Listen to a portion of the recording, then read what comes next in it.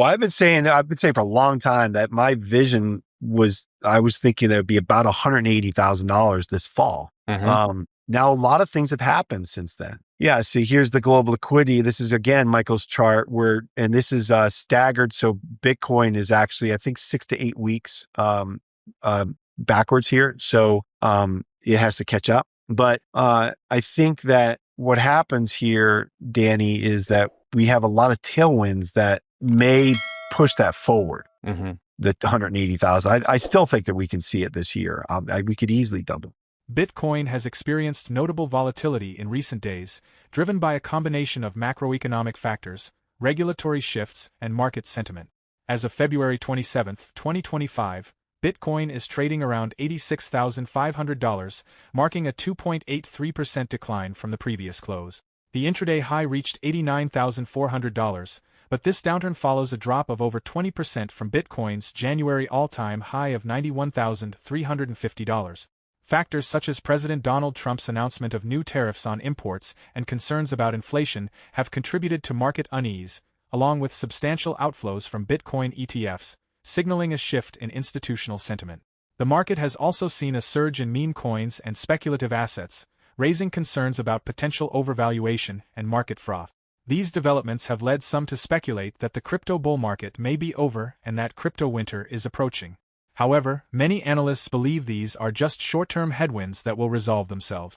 In a recent interview with What Bitcoin Did, former hedge fund manager James Lavish argued that the real driver of Bitcoin's price will be global liquidity, not these temporary challenges. Lavish believes that liquidity will push Bitcoin beyond its current all-time high and potentially lead to a rise towards $200,000 per coin in 2025, with the effects possibly lasting into early 2026. Drawing from discussions with Michael Howell of Crosp Capital, Lavish suggests that the macroeconomic environment and liquidity dynamics will ultimately dictate Bitcoin's price trajectory. While short-term volatility remains, Lavish remains optimistic about Bitcoin's long-term growth potential, largely driven by broader global financial trends. Have you ever wondered who the crypto advisor must be for the biggest names in the online business space, such as Aman Godzi, Andrew Tate, and Luke Belmar? Well, there's one crypto investor who was the consultant for all of them, and he actually shares the systems he gave these influencers to make them millions on his YouTube channel for free, growing an 8 million portfolio by the age of 25. Daniel McAvoy is one of the best crypto investors you'll find online, specializing in long-term investments and meme coin investing. His YouTube channel is packed with incredibly valuable videos that will help you make life-changing wealth from crypto. Start watching one of the greats today, link in the description of this video. So Michael Howell and I got together and we talked about liquidity. And Michael Howell is from Cross Border Capital. To me, he is the leading analyst on the leading analyst on global liquidity. The guy knows what he's talking about, and he follows this stuff very closely. He's got proprietary models that are powerful. And so we talked for a little over an hour, and so a lot of what my piece is of that newsletter that you're talking about is kind of going just a little bit deeper than our conversation. We kept it pretty high level for everybody to understand it. So what we talk about, what we mean when we talk about global liquidity is just, you hear about like M2, the money supply and how that's driving the stock prices, and sometimes and of course real estate and so asset prices basically. And so, but where does that come from? Where's that? Is it the Fed printing money? Is it banks lending money? Like, how is this? How is there more liquidity? Is it hedge funds? Using derivatives? Is it cross-border transactions and lending? Like, how does this actually? And the answer is it's all of it. And so you have to look at all of it to try to get a sense of how that money supply is either increasing or decreasing. And we talk about the money supply and the expansion and contraction of it, like first principles. First of all, our central banks have manipulated the money, and they've created an absolute disaster with the amount of manipulation that they're doing with the money supply. Mm-hmm. They're either adding it to the market or they're taking it away. And when they do that, you have these booms and busts of economic cycles, which are not really as natural as they should be. So we talk about the money supply. Most people think, oh, is the Fed printing money, or are they taking it out? So are they doing the QE, quantitative easing, where they're printing money and out there they're out there buying bonds and U.S. Treasuries and mortgage-backed securities in the open market? Or are they doing QT, quantitative tightening, where they're selling their own securities from the Fed, from the Fed balance sheet? They're selling them into the open market, and that will take money out of the system. So when you're buying it, you're injecting the system with capital that wasn't there before. They just print it from the Treasury. It's not really printing. What they do is they press a button and it shows up on the Fed's balance sheet. The Fed gives it to a bank. The bank goes out there and buys it. It ends up on the balance sheet of the Fed. And that's kind of how they do it. Recently, what they've been doing is quantitative tightening, because we had lowered all the interest rates down to zero, and we had printed all that money and bought all those bonds. Then when inflation spiked up over 9%, the Fed raised rates and they stopped doing QE and they turned around and started doing QT, which means that they were taking money out of the money supply by selling bonds, the bonds that were on the Fed's balance sheet, into the market and taking that capital back out. But other things that people don't think about that Michael's done a good job of analyzing, and this is all his proprietary models, but he also adds in their bond volatility. So these are all the things that go into global liquidity. So bond volatility is important because people will use their treasuries, they'll use their bonds as collateral, right? So they'll put their bonds to somebody, lend them to somebody, and they'll borrow cash for those. And how much cash they get for that, the loan to the underlying value, right? Depends on the volatility of that instrument. Mm-hmm. So if the bond is really volatile, well, they'll lend less money because it's more risky. But if it's not as volatile, they'll lend more money, right? So the loan to value will be much higher if it's less volatile. So the volatility really does matter. And that's just another aspect of that calculation. I don't have the calculation, but he's got some incredible charts about it and how these liquidity cycles move. And what he's found is that they kind of move in 5 to 6 year cycles. And in this latest cycle, it looks like we bottomed out in October of 2022. And now the liquidity is coming back. Like, all the central banks were drawing capital out of the system, and that peaked in October 2022 with not just that, but bond volatility, lending practices were down. It's all that goes into it. And so now it's kind of turned back up. You get more confidence in the economy. The central banks stop tightening rates and they start lowering rates a little bit. The lending picks up and all of that. So, and then it kind of turns back up, and it looks like we're in the upswing. And if you do that 5 to 6 year period, it looks like we're gonna peak in liquidity somewhere around the end of this year to beginning of next year. One of the most intriguing aspects of Howell's analysis on global liquidity is the concept of not QE. While not officially labeled as quantitative easing, these central bank actions effectively mimic its liquidity-boosting impact.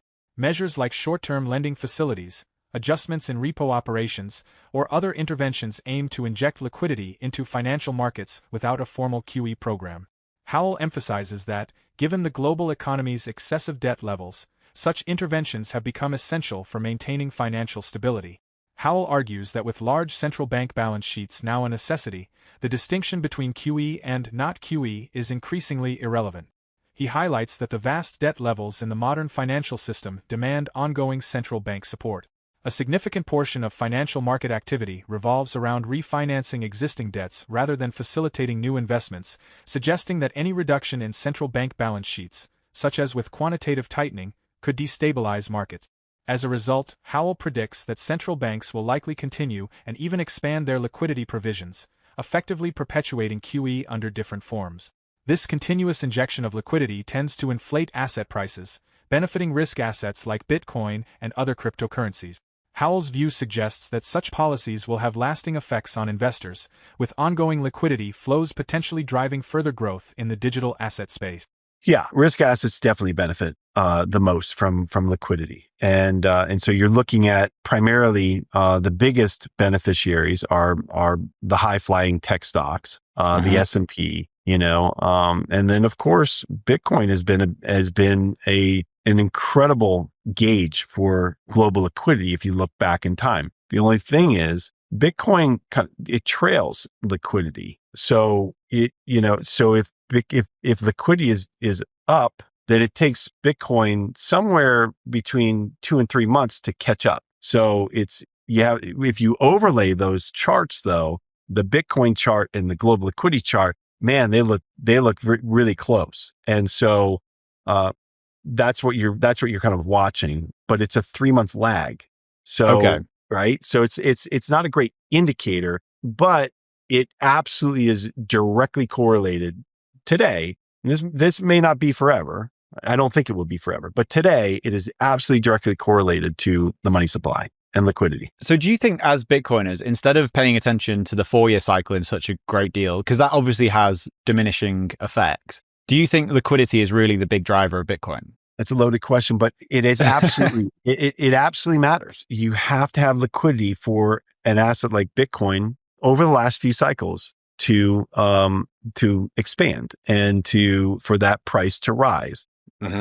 Will that break eventually? That being so tied to the liquidity cycle, I believe it will. We're not there yet. We're in the middle of it still, but it won't break until there's a reason for people to own Bitcoin other than speculative. And at this point, most people just believe it's speculative.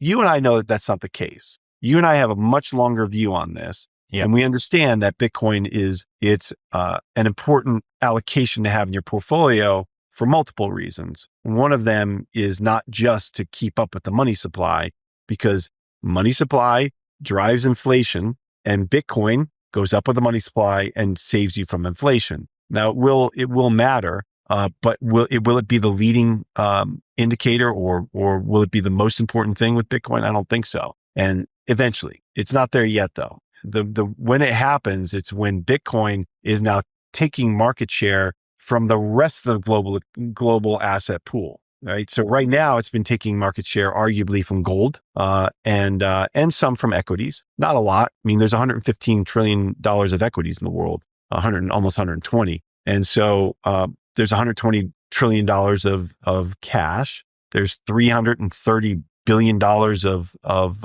real estate and $300 billion of bonds. I might have those reversed, but the point is there's $900 trillion. I said billion. Did I say billion? I meant trillion. There's $900 trillion of total assets if you add those all up. 18 trillion of that is gold. So when Bitcoin is taking from gold, but it'll eventually start taking from bonds, is my belief. And that's a little bit down the road, and we can talk about that a little bit later. So you think then the likely outcome of this is QE happens in like relative short order, quite soon? I mean, you heard what Bostic just said. They just basically said, we're going to stop QT soon. That's a signal that we need to get ready because we may need to be in the market again at some point here in the near future.